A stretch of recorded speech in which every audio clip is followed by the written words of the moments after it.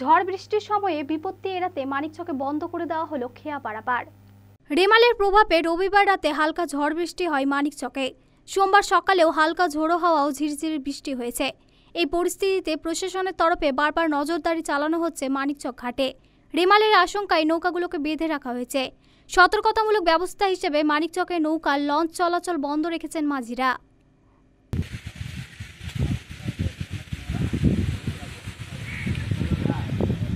আমাদের ওই ঘূর্ণিঝড়ে যেটা আবহাওয়া পেয়েছিলাম, তো নোটিশ পেয়েছিলাম মালদা থেকে 2 দিনের, কাল এবং আজ।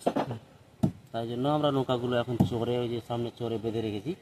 হ্যাঁ, পোলের মধ্যে বেঁধে রেখেছি, এখন যেন ক্ষয়ক্ষতি না হয় ঝড়ের মধ্যে, ওই জন্য আগে থেকে সতর্কভাবে আমরা বেঁধে রেখেছি।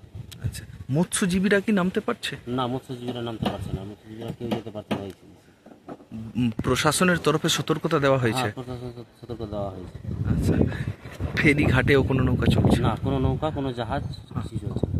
এগুলো সব চড়ে বাঁধা হয়েছে, আর আবহাওয়া একদম ওইভাবেই লেগে আছে। জাহাজ উপারে বাঁধা আছে, কোনো নৌকা কিংবা জাহাজ চলে না। আইসি সাহেব বলেছেন, এই জন্য সব নৌকা চড়ে বাঁধা আছে।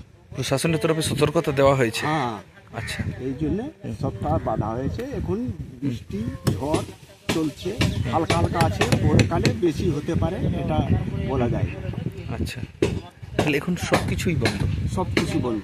আচ্ছা, কিরকম প্রভাব দেখছেন এই আবহাওয়ার? প্রভাবটা তো খুব খারাপ বোঝা যাচ্ছে। আচ্ছা। মালদা টুডে।